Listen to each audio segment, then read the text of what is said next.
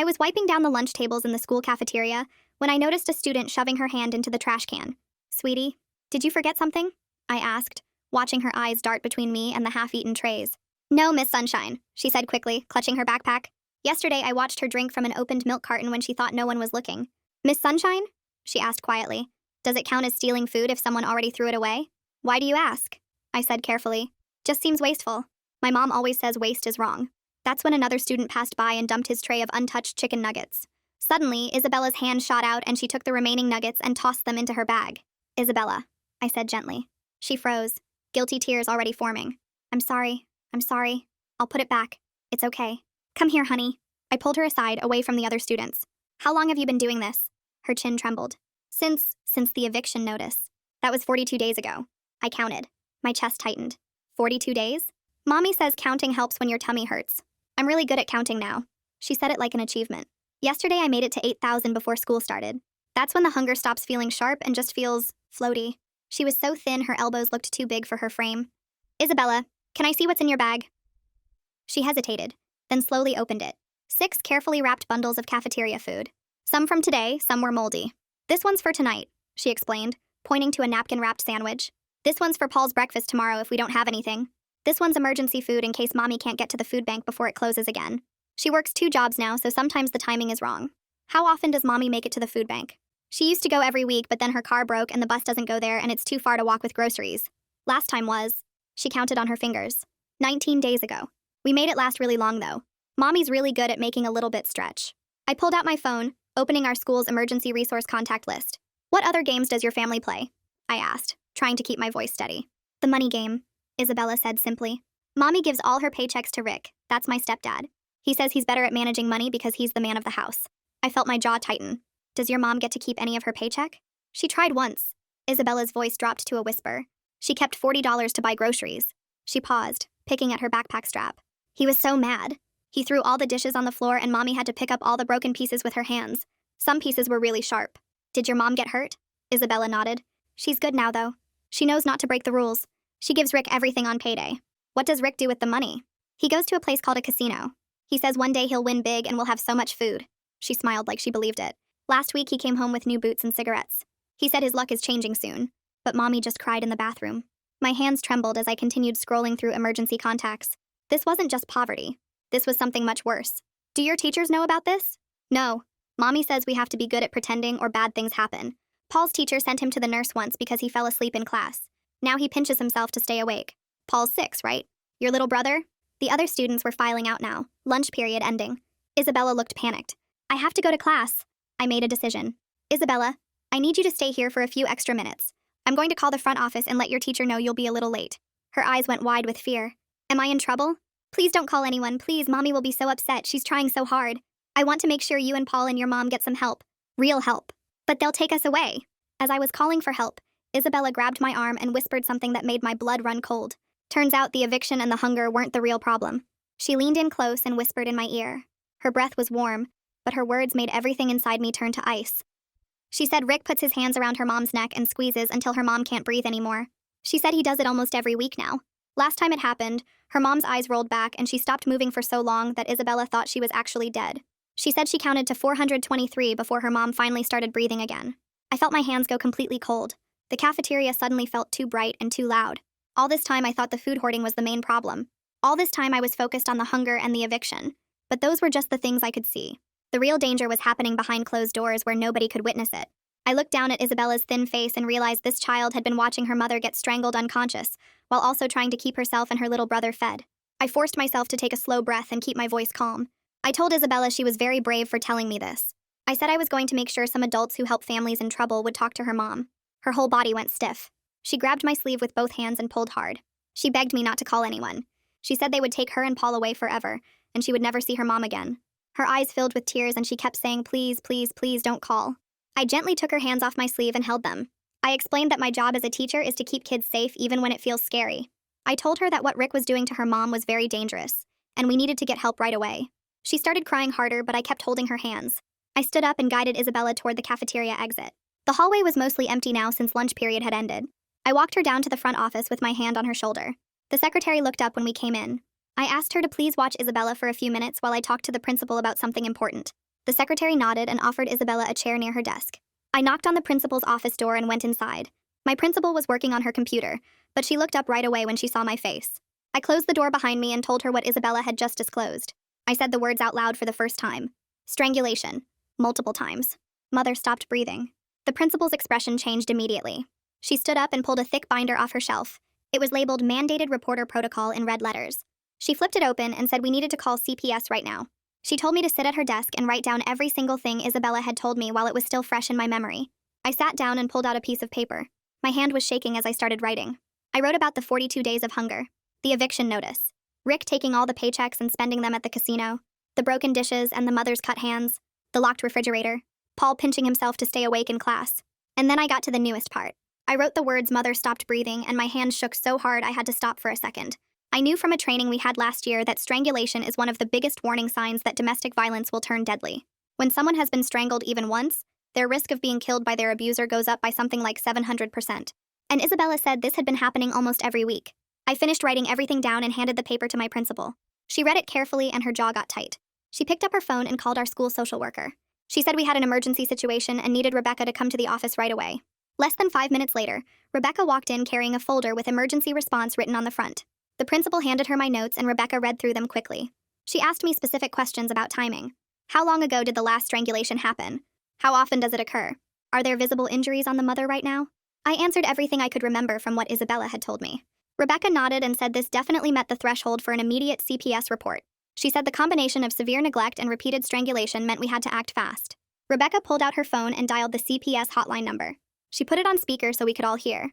A woman answered and asked for the reason for the call. Rebecca gave Isabella's full name and date of birth. She provided the home address and described both kids.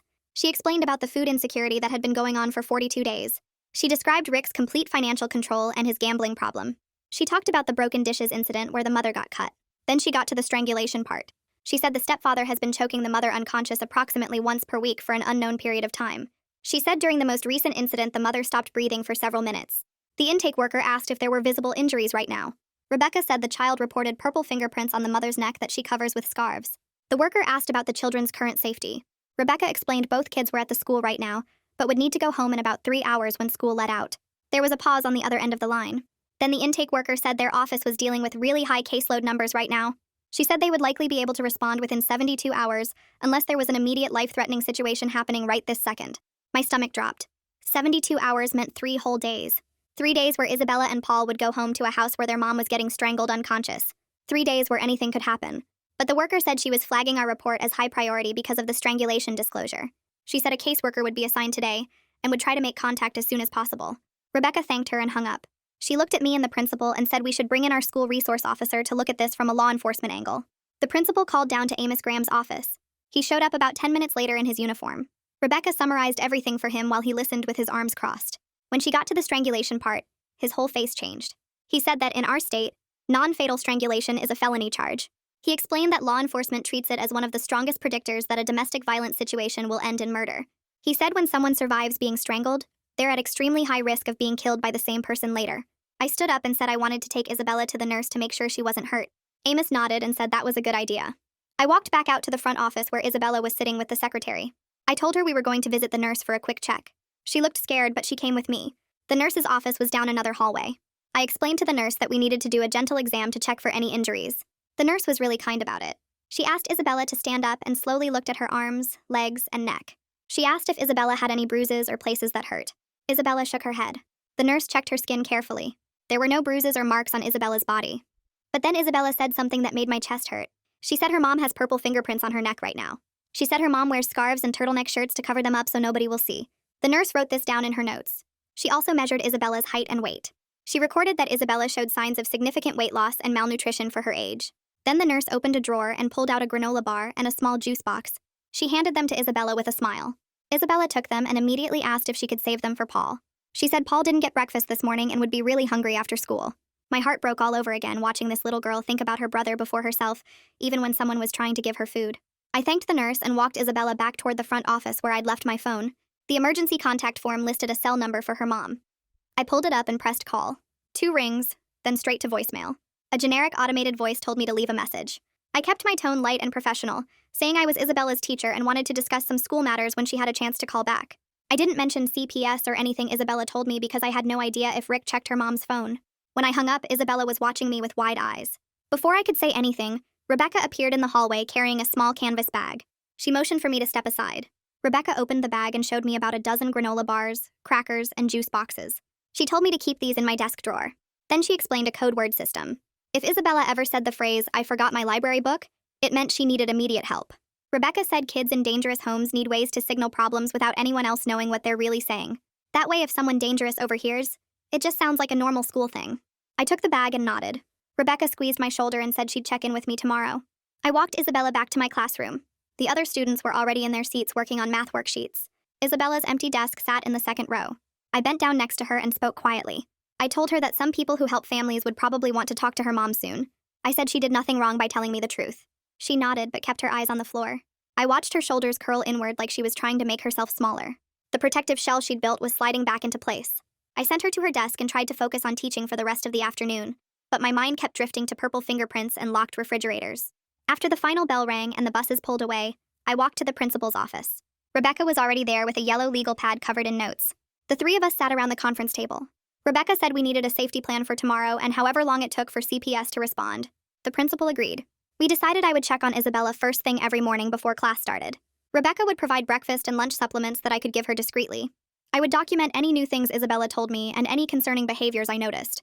The principal said to email her and Rebecca immediately if anything seemed urgent.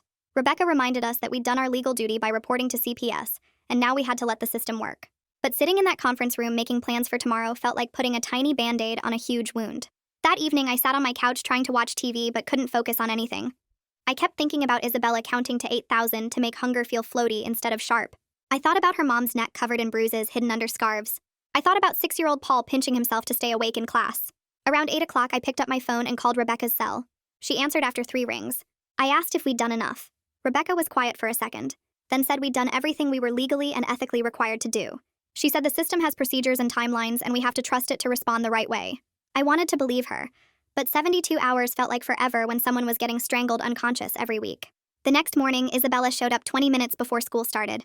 I was in my classroom setting up for the day when I saw her through the window walking across the parking lot. She had her backpack on, the same one full of hoarded cafeteria food. When she came through my door, she looked exhausted. Dark circles sat under her eyes like bruises. Her hair wasn't brushed. She walked to her desk and sat down without saying anything. I pulled a breakfast bar from the bag Rebecca gave me and brought it over. I asked how she was doing, using the same casual voice I'd use with any student on any normal morning. She took the bar and said she was fine. Then she immediately asked if we were doing art today. I recognized what she was doing. She was trying to establish normal, trying to control something in a life where she controlled almost nothing. I told her yes, we'd do art after lunch. She nodded and carefully unwrapped the breakfast bar. During morning announcements, I stood by my classroom door and watched the hallway. Paul's teacher walked past with Paul shuffling beside her. His head kept drooping forward. They turned toward the nurse's office. I stepped into the hall and caught up with them. I said Paul's family was going through some hard times right now, and our social worker was working on getting them support services. His teacher nodded and said she'd noticed he seemed more tired than usual lately. I went back to my classroom where Isabella sat drawing on scrap paper while the other kids filtered in. At lunch, Isabella came to my table in the cafeteria carrying her tray and her backpack. She sat down and pulled out a folded piece of paper from her pocket.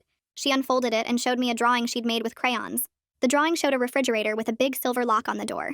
She explained in a flat voice that Rick put the lock on 3 weeks ago after he caught her taking an apple she wasn't supposed to have. She said only Rick has the key now. She said they can only eat what he decides to give them and when he decides to give it. I stared at the drawing. A locked fridge with 2 hungry kids in the house. I asked if I could take a picture of her drawing. She nodded. I pulled out my phone and took a photo, making sure the padlock was clearly visible. Then I opened my messages and sent it to Rebecca with a short explanation about what Isabella just told me.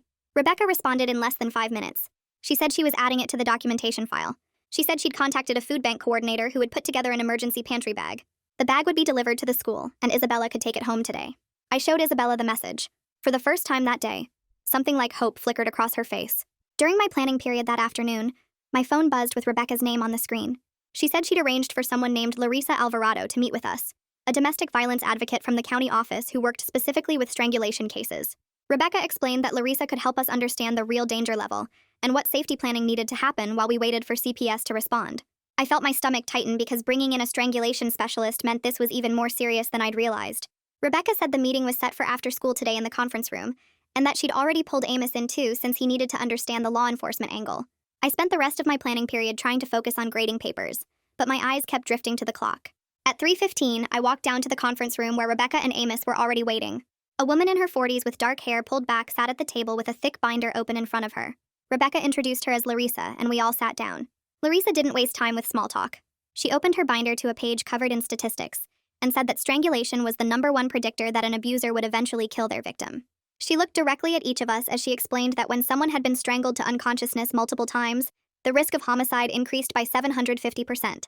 She said we needed to treat the situation as life-threatening, not just as another domestic violence case. Amos leaned forward and asked about the legal side, and Larissa explained that non-fatal strangulation was a felony in our state, specifically because of how often it led to murder. She said the fact that Isabella's mother had been strangled unconscious multiple times put her in the highest risk category possible. My hands felt cold as I listened. Larissa pulled out a questionnaire and started asking detailed questions about the family's patterns. She wanted to know when Rick typically gambled, when the mother worked, when the kids were usually home alone. I shared what Isabella had told me about Rick going to the casino on payday Thursdays, and sometimes staying out all night. I mentioned the mother working 2 jobs with schedules that seemed to change a lot. Larissa wrote everything down, then asked about the financial control, the locked refrigerator, the phone monitoring that the mother had hinted at. She said abusers who controlled every aspect of their victim's life were the most dangerous because they saw their partners as property, not people. Rebecca added details about the food hoarding, Paul's exhaustion, the bruises Isabella described on her mother's neck. Larissa nodded and said all of this fit the pattern of severe coercive control. She explained that the gambling addiction made Rick even more unpredictable, because he'd be most violent when he lost money, which was probably most of the time. The meeting lasted almost an hour, and by the end, Larissa had filled 6 pages with notes. She said she'd reach out to the mother through the domestic violence hotline, which offered anonymous counseling that Rick couldn't trace. She told us not to call the mother directly anymore, because if Rick found evidence of outside contact, he might escalate the violence or flee with the family. After Larissa left, I sat in the conference room feeling overwhelmed. Rebecca touched my shoulder and reminded me we were doing everything possible within the system's limits. I went back to my classroom and pulled out my phone. I knew Larissa said not to call, but I needed to try one more time. I dialed the mother's number during my planning period the next day. This time someone answered after 3 rings. Before I could say anything beyond my name, a woman's voice whispered urgently that I shouldn't call this number again because he checked her phone. Then the line went dead. I stared at my phone, my hands shaking. That whispered warning confirmed everything we feared about Rick monitoring her communications. I immediately texted Rebecca about the call, and she responded that she'd add it to the documentation. The next morning, I took attendance and Isabella's seat sat empty. I felt panic rise in my chest as I counted through the roster twice, hoping I'd somehow missed her name. I walked straight to the front office and told the secretary that Isabella wasn't here, and I needed to speak with Rebecca right away. The secretary checked the absence log and confirmed no one had called in for Isabella, which she noted was unusual even for families going through hard times. Rebecca arrived within minutes, and we went into the principal's office together. Rebecca called the front desk at CPS and provided an update about the missed school day, explaining that this was the first unexplained absence since we'd filed the report. The CPS worker on the phone said they had Isabella's case flagged as high priority and would note the absence in their file. An hour into first period, I was teaching a math lesson when I saw movement through my classroom window. Paul walked across the parking lot with his mother, who had her head down and was moving quickly toward the entrance. I excused myself and stepped into the hallway, watching as Paul's teacher met them at the door. The mother handed Paul off without coming inside, then hurried back to her car. I walked over to Paul's teacher, who was kneeling down talking to him. She looked up at me and quietly said Paul was wearing the same clothes as yesterday, and that his mother mentioned they'd had car trouble this morning. But then Paul had whispered to her that they actually slept in the car in a parking lot because Rick came home angry last night. My chest felt tight as I listened. I thanked her for telling me and went straight back to call Rebecca. Rebecca listened to everything, then immediately got on the phone with CPS again. She provided another update about the family sleeping in their car, and Paul's disclosure about Rick coming home angry. The CPS worker said they were elevating the case priority based on all these accumulating risk factors. They scheduled a home visit for tomorrow afternoon and said they'd coordinate with police for safety. I went back to teaching but couldn't focus. Just before lunch period, I saw Isabella walking up the front steps with her mother. The mother looked exhausted, with dark circles under her eyes and her shoulders hunched forward. She wouldn't make eye contact with the secretary or any staff members. I met them in the hallway and the mother looked at me briefly, her lips forming the words, "I'm sorry," before she turned and left quickly. Isabella stood there with her backpack, looking down at her shoes. I gently touched her shoulder and asked if she was okay. She nodded but didn't speak. Then she reached into her pocket and pressed a tiny folded piece of paper into my palm before walking toward the cafeteria. I waited until she was gone, then unfolded the note. In careful pencil letters, it said, "Don't call at night. Only morning before 7. I took a photo of the note and walked straight to Rebecca's office. She pulled up the CPS case file on her computer and said she was filing a supplemental report right now. She typed quickly, documenting the strangulation pattern, the phone monitoring, the family sleeping in the car, and now this note showing a child trying to establish safe communication windows. She said all of this painted a picture of a family living in constant fear and trying to survive. That afternoon, Rebecca's phone rang while I was in her office discussing the food bank delivery. She answered and put it on speaker. Larissa's voice came through saying she'd reached out to the mother through a domestic violence hotline counselor who made contact during one of the mother's work breaks. The mother had broken down crying on the phone and admitted she was scared to leave because Rick had threatened to kill her and take the kids where she'd never find them if she tried to escape. Larissa said this was a classic threat used by abusers to maintain control, and that it showed how trapped the mother felt. She said the mother was interested in learning about shelter options, but was worried about losing her jobs and having no way to support the kids. Larissa explained that she'd given the hotline counselor information about employment assistance and shelter programs, and that the counselor would follow up again tomorrow during the mother's lunch break. Rebecca thanked Larissa, and we sat in silence after the call ended. I felt the weight of everything pressing down, all these pieces of a family falling apart while we tried to catch them before they hit the ground. Larissa spent the next hour explaining how everything we'd documented fit together into a pattern she'd seen dozens of times before. Financial abuse meant the mother had no money to leave, no way to rent an apartment or buy food if she walked out. Isolation meant she probably had no family nearby, no friends Rick hadn't driven away, no support system to help her escape. Monitoring her phone meant she couldn't reach out for help without him knowing. The threats about taking the kids meant even if she found the courage to leave, she'd be too scared he'd follow through and she'd lose them forever. Larissa said the mother told the hotline counselor she wanted information about shelters, but kept asking how she'd keep her jobs if she moved across town, how she'd afford anything without access to her own paychecks, how she'd protect the kids if Rick found them. Every question showed how trapped she felt, how the abuse had convinced her there was no way out that didn't end in disaster. The next morning, I stood by the front entrance watching for Isabella, and when she walked up the steps, I noticed immediately how she tugged her sleeve down over her left arm. She saw me looking and pulled the fabric even lower, bunching it in her fist. I walked over and asked if everything was okay at home last night. She nodded quickly, too quickly, and said everything was fine. I gently touched her shoulder and asked if I could see her arm. Her eyes filled with tears, but she didn't say anything, just slowly pushed up her sleeve to show me a dark purple bruise circling her forearm like a bracelet. I asked what happened, and she said she bumped into a door, but her voice broke on the word door, and the tears spilled over. I told her it was okay, that I just wanted to make sure she was safe, and she wiped her eyes with her other hand and whispered that she couldn't talk about it. I walked her straight to the nurse's office and explained that Isabella had a bruise we needed to document. The nurse asked Isabella to sit on the exam table and carefully examined her arm, taking several photos from different angles with the school's medical documentation camera. She measured the bruise with a small ruler and wrote down the measurements in Isabella's file. Then she asked Isabella to tell her what happened, and Isabella repeated the door story, but the nurse was already shaking her head slightly while writing notes. After Isabella left for class, the nurse showed me what she'd written in the medical file. The bruise pattern showed 4 distinct oval marks on the inside of Isabella's forearm, and 1 larger mark on the outside, perfectly positioned where an adult's fingers and thumb would grip if they grabbed a child's arm hard enough to leave marks. The nurse wrote that the injury was not consistent with bumping into a door, that the pattern indicated forceful gripping by an adult hand, and that she was adding this observation to Isabella's growing medical record of concerning findings. During lunch period, I sat with Isabella while she ate, and she seemed quieter than usual, picking at her food instead of eating quickly like she normally did. She reached into her backpack and pulled out a crumpled envelope with a casino logo printed across the front. She smoothed it out on the table and pointed to Rick's name printed above the address. She explained that these came in the mail every single week, sometimes twice a week, with special offers for free drinks or bonus slot machine credits. She said Rick usually went to the casino on Thursday nights after he got paid from his construction job, and that he wouldn't come home until Friday morning, sometimes losing his whole paycheck before the weekend even started. Last Thursday, he came home at 6 in the morning with no money and no groceries, and her mom had cried in the bathroom for an hour before she had to leave for her first job. Isabella said Thursday nights were the worst, because they never knew if he'd come home angry about losing or drunk or both, but at least while he was gone, the house felt safer for a few hours. I took several photos of the envelope with my phone, making sure Rick's name and the casino logo were clearly visible. Then I walked straight to Rebecca's office and showed her the photos along with the nurse's documentation of Isabella's bruise. Rebecca pulled out her phone and called Amos, asking him to come to her office right away. When he arrived 5 minutes later, I explained the Thursday night casino pattern while Rebecca pulled up a calendar on her computer. Amos studied the photos and said this pattern gave them a potential window when the mother would be home alone with the kids, when they could attempt a welfare check without Rick present to interfere or intimidate her. He said if they coordinated the timing right, officers could make contact with her during those few hours when she might feel safe enough to talk honestly about what was happening. Rebecca nodded and said she was calling CPS immediately to share this new information. Rebecca put her phone on speaker and called the CPS worker assigned to the case. She explained about Isabella's bruise and the nurse's documentation, that it was consistent with an adult grab mark, not a door bump like Isabella claimed.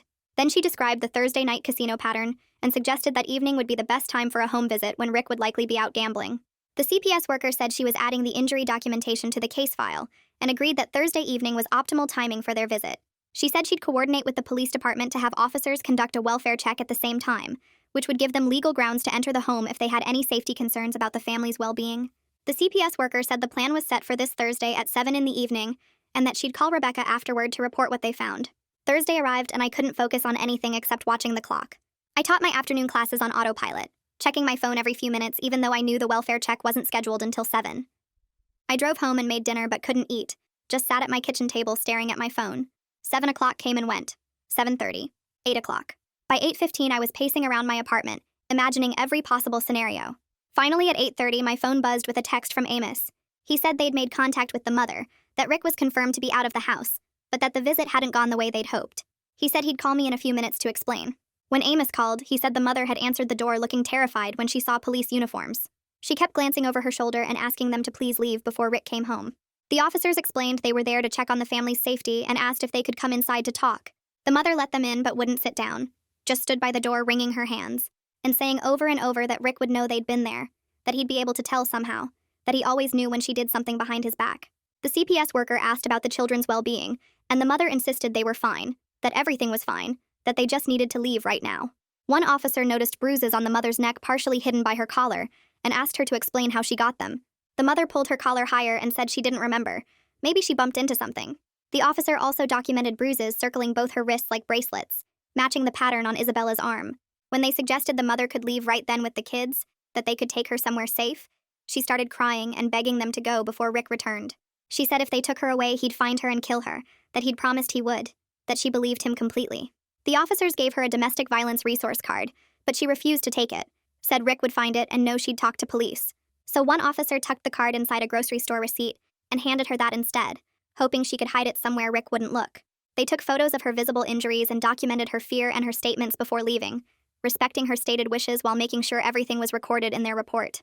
Friday morning, I arrived at the school early and checked the attendance list. Isabella was marked absent.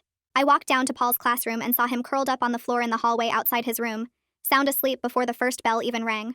His teacher was kneeling beside him, gently shaking his shoulder to wake him up. Paul's eyes opened slowly, and he looked confused about where he was. His teacher helped him stand and asked if he was okay. Paul said they didn't sleep at all last night because Rick was really mad about something, that he kept yelling and throwing things until almost morning, and that Paul was too scared to close his eyes until the sun came up. I went straight to Rebecca's office and told her Isabella was absent, and Paul had just disclosed another sleepless night with Rick, angry and violent. Rebecca immediately called CPS and reported the absence following the welfare check, expressing concern that Rick may have discovered the police visit and retaliated against the family.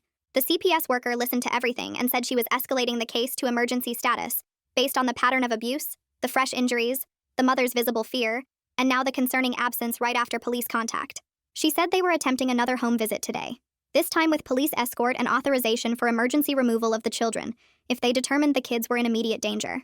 I spent the rest of the morning checking my phone every few minutes and watching the front entrance through my classroom window whenever I could. At 10:30, Rebecca texted me that CPS was still attempting to reach the mother by phone, but hadn't made contact yet. At 10:45, the principal came by my room and asked if I'd seen Isabella or Paul arrive, and I told her no. Both kids were still marked absent. Then at 11 o'clock, I looked out the window during a math lesson and saw the mother's car pull into the parking lot. I watched her get out, then open the back doors to help both kids climb out. All three of them moved slowly toward the building like they were walking through deep water. The mother was limping on her right side and kept one hand pressed against her ribs. Isabella held Paul's hand and kept looking back at the parking lot like she expected someone to follow them. I told my class to work on their worksheets and stepped into the hallway, meeting Rebecca, who'd also seen them arrive. We walked to the front office together and got there just as the mother came through the doors with both kids. Her left wrist had dark purple bruises circling it like a bracelet, and when she pushed her hair back, I could see the edge of another bruise on her neck that her collar didn't quite cover. She asked the secretary if she could speak to the principal privately, her voice shaking so badly I could barely understand her words. The secretary nodded and called the principal's office while Rebecca gently guided the mother toward the conference room. I knelt down next to Isabella and Paul and asked if they wanted to wait in my classroom where I had some books and coloring supplies. Isabella shook her head and whispered that they needed to stay close to their mom. So I brought them to the chairs outside the principal's office and sat with them while we waited. Paul curled up in his chair and closed his eyes immediately, exhausted from another sleepless night. Isabella sat rigid and alert, watching every person who walked past. The principal came out and invited the mother into her office, then looked at me and Rebecca and asked us to join them. I squeezed Isabella's shoulder and told her I'd be right back, then followed everyone inside. The principal closed the door and offered the mother a chair, but she stayed standing near the door like she might need to run. Rebecca started to ask how she was doing, but the mother interrupted and said she needed to show us something before she lost her nerve.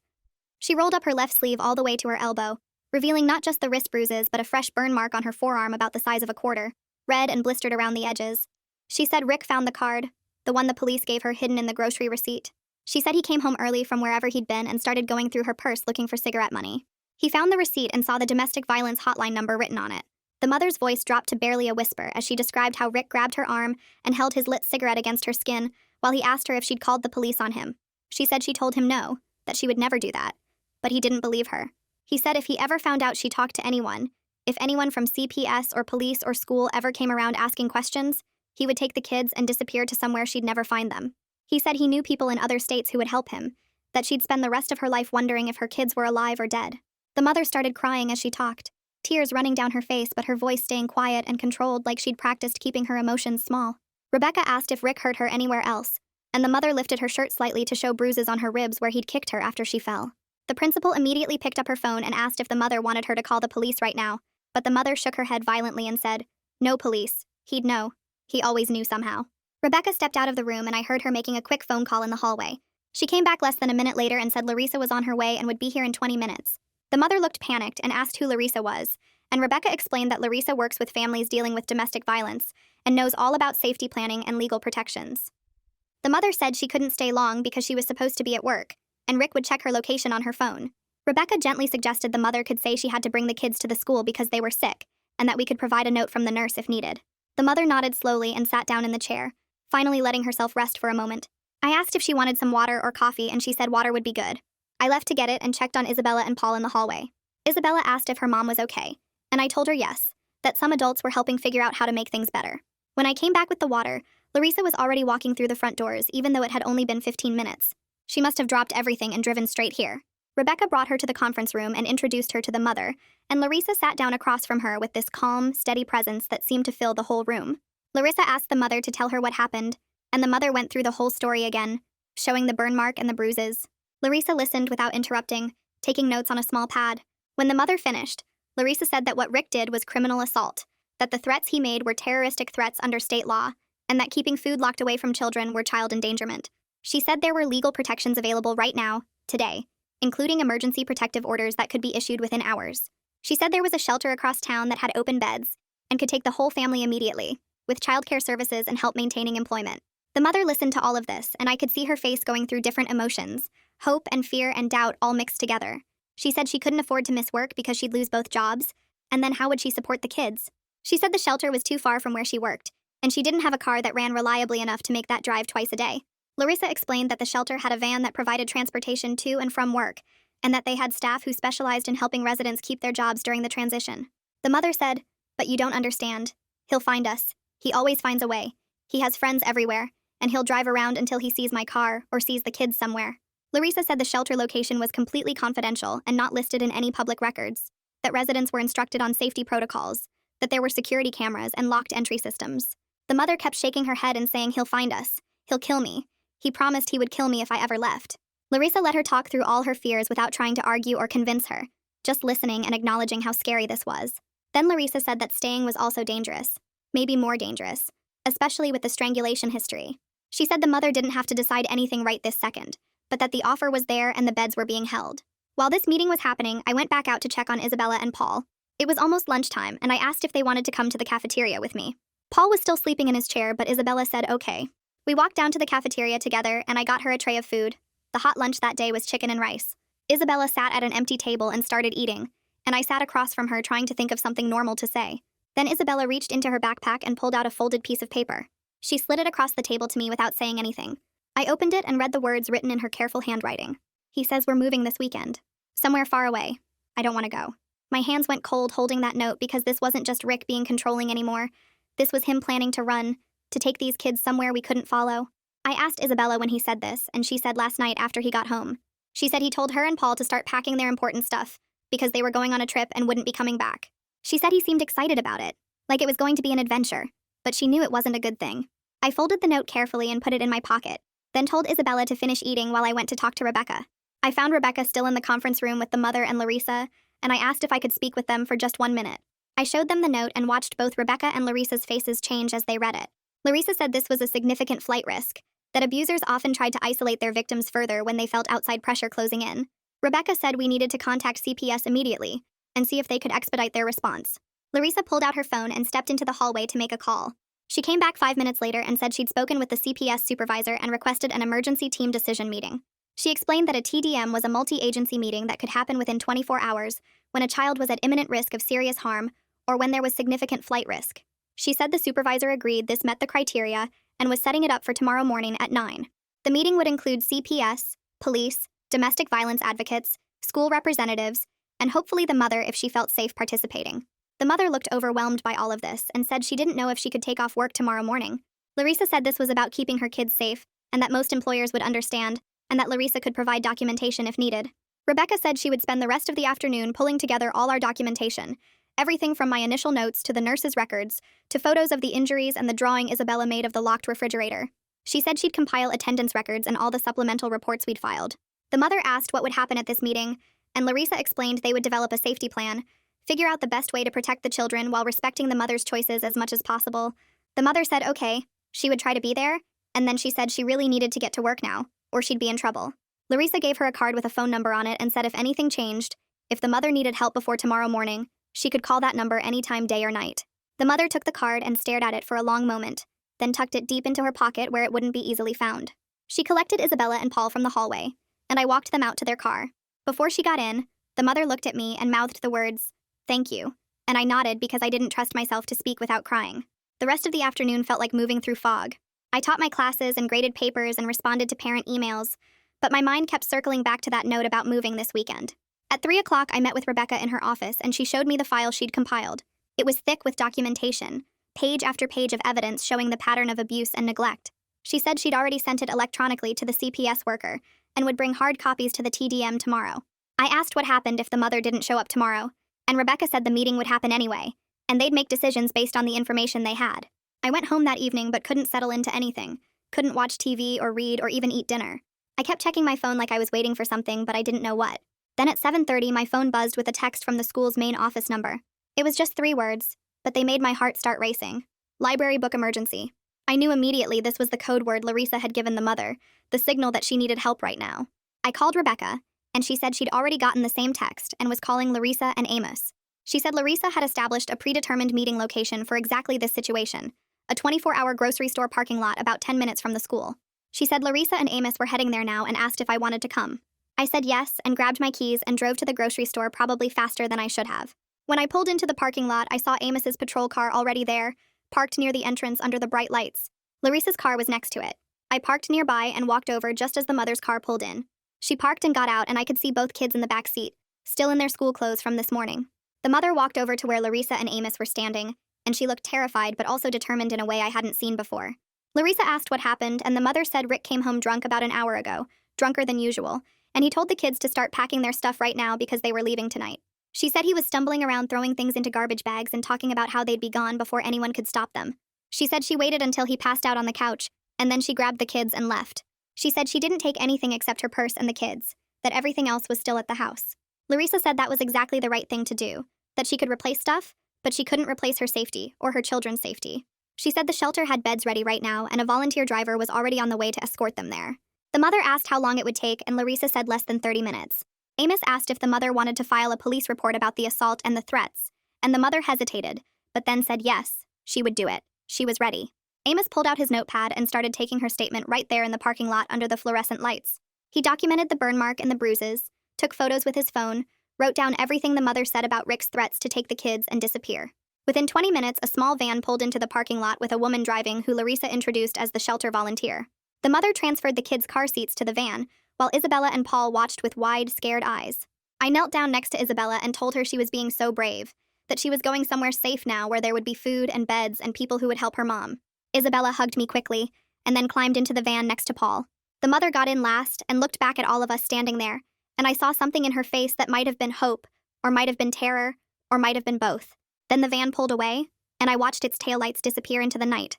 I barely slept that night, kept waking up every hour to check my phone. The next morning, I got to the school at 7 and found an email from Rebecca sent at 6:30. It said the family made it to the shelter safely overnight, that they'd been given a private room with 2 beds and access to the kitchen and common areas, that the mother had already met with the shelter advocate to start working on next steps.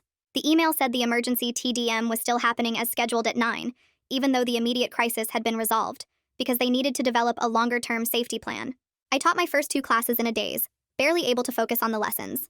At 8:45, Rebecca came to get me, and we walked together to the conference room where the meeting was being held.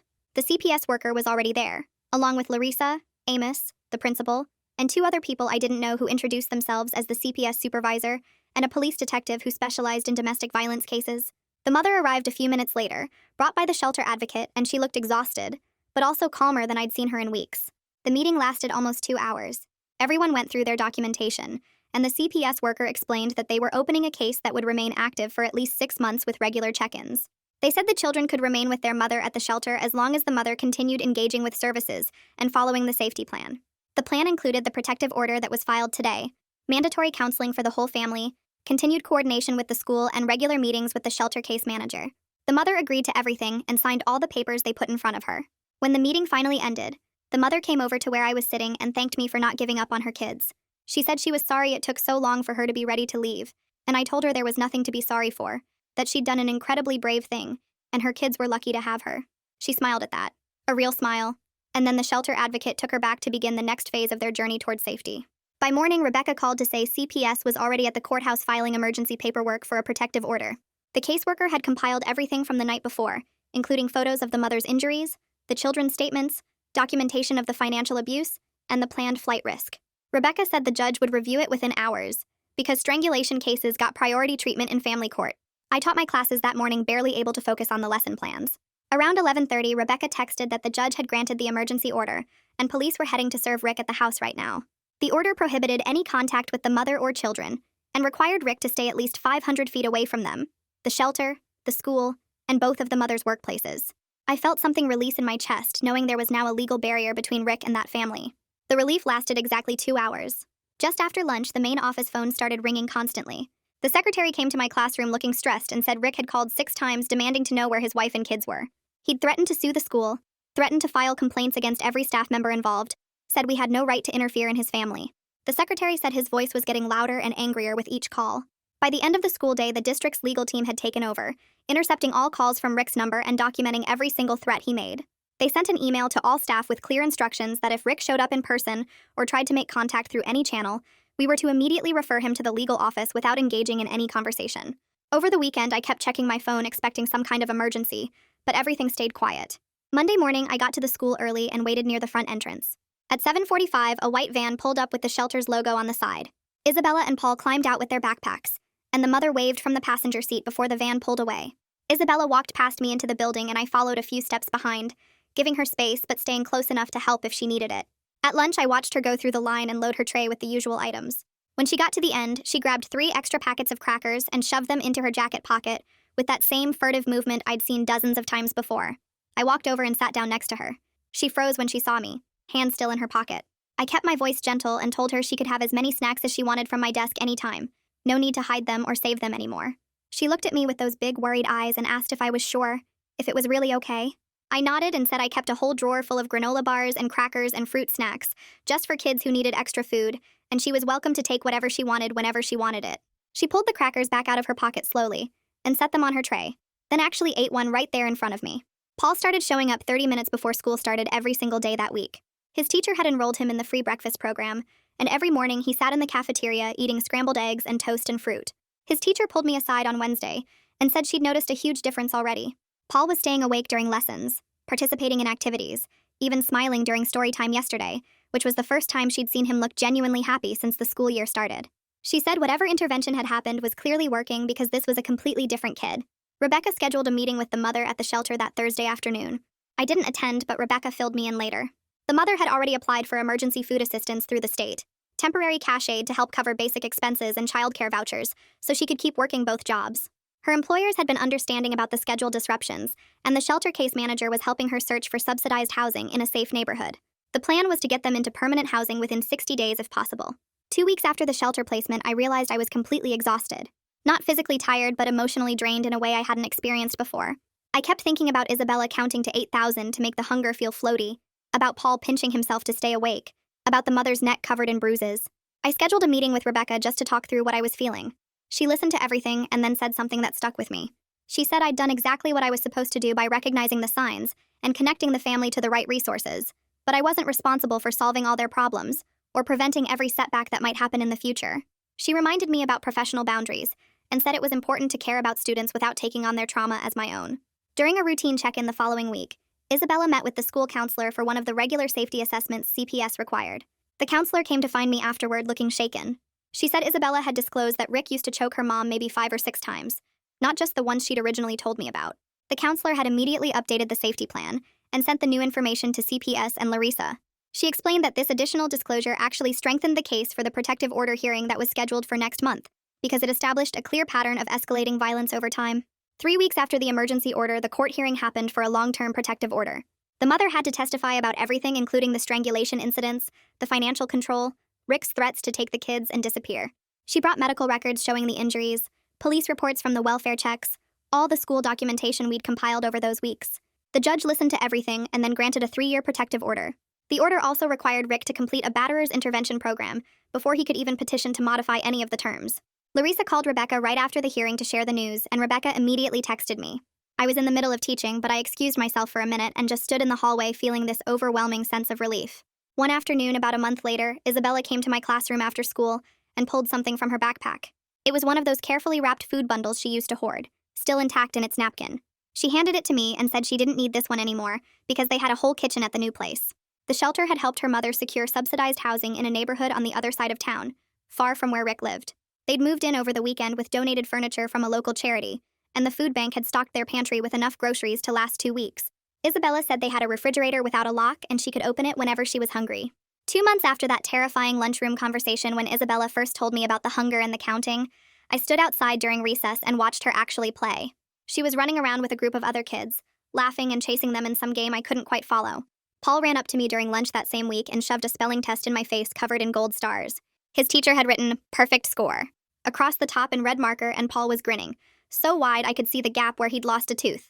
At pickup time, I saw the mother waiting in the designated parent area, no longer hiding in the car or rushing away before anyone could talk to her. She waved at me with a genuine smile, and I noticed she wasn't wearing a scarf or turtleneck despite the warm weather. Her neck was visible and clear. I waved back and watched Isabella and Paul climb into the car, both of them talking over each other about their day. I knew they weren't completely healed and probably wouldn't be for a long time. Trauma doesn't just disappear because you're finally safe. But standing there watching that car pull away with all 3 of them together and smiling, I knew they were going to be okay. They were finally, truly safe. All right, friends, that's where we'll leave it today. Sometimes the smallest acts of care have the biggest impact, right? Hit subscribe if you want more stories that restore your faith in humanity. Until next time, keep looking out for each other.